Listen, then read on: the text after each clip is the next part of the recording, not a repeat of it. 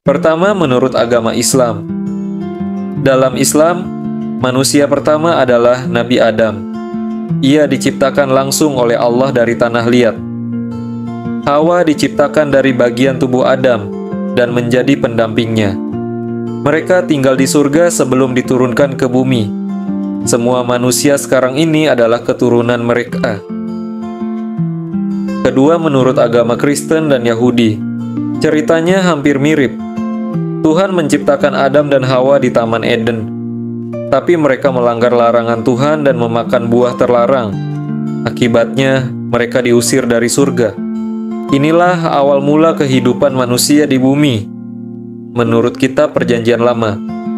Ketiga, agama Hindu. Dalam ajaran Hindu, manusia pertama adalah Manu. Ia selamat dari banjir besar dan dipercaya sebagai leluhur semua manusia. Kisahnya tertulis dalam kitab Purana dan Manusmriti. Keempat, menurut mitologi Yunani. Di Yunani kuno, manusia diciptakan oleh Prometheus dari tanah liat. Ia mencuri api dari para dewa dan memberikannya kepada manusia, sebagai simbol akal dan peradaban. Karena itu, Prometheus dihukum oleh Zeus. Selanjutnya, menurut mitos asal-usul di Nusantara.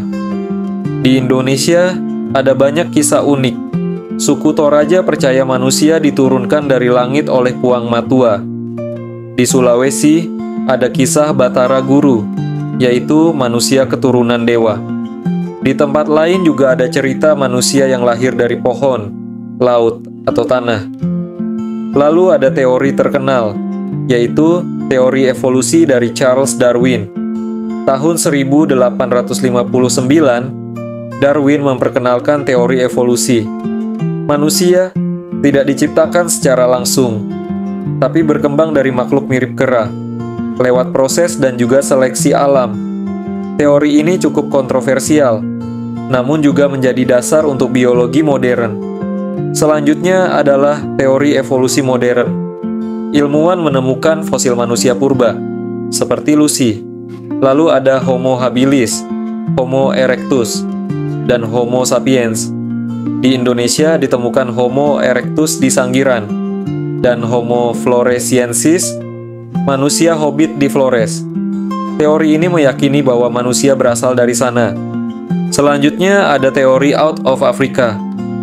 Berdasarkan analisis DNA, semua manusia modern itu berasal dari Afrika. Sekitar 200.000 tahun lalu, mereka bermigrasi dan menyebar ke seluruh dunia, dan jadilah peradaban manusia seperti sekarang. Teori ini disebut out of Africa, yang artinya menyebar dari Afrika. Lalu ada teori panspermia. Apakah kehidupan berasal dari bumi atau dari luar angkasa? Teori panspermia menyatakan bahwa mikroorganisme dari luar angkasa terbawa ke bumi lewat meteor.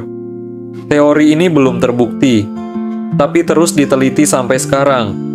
Selanjutnya ada teori Ancient Aliens. Ini teori paling kontroversial. Teori ini meyakini bahwa manusia diciptakan oleh alien purba. Beberapa artefak kuno menunjukkan sosok mirip astronot, tapi ini belum terbukti secara ilmiah. Masih jadi bahan spekulasi hingga saat ini. Selanjutnya ada teori kreasionisme modern. Sebagian orang tetap menolak teori evolusi. Mereka percaya bumi dan manusia diciptakan langsung oleh Tuhan dalam waktu singkat. Biasanya teori ini didukung oleh kelompok religius konservatif. Terakhir ada evolusi teistik. Ini adalah jalan tengah.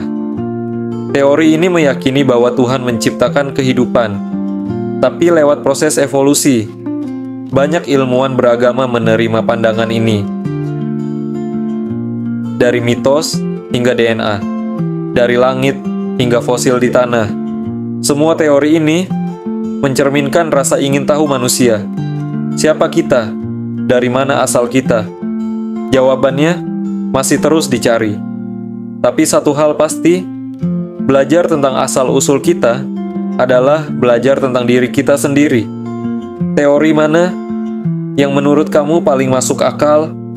Tulis di kolom komentar. Dan jangan lupa like, share, dan subscribe. Sampai jumpa di rangkum ilmu berikutnya.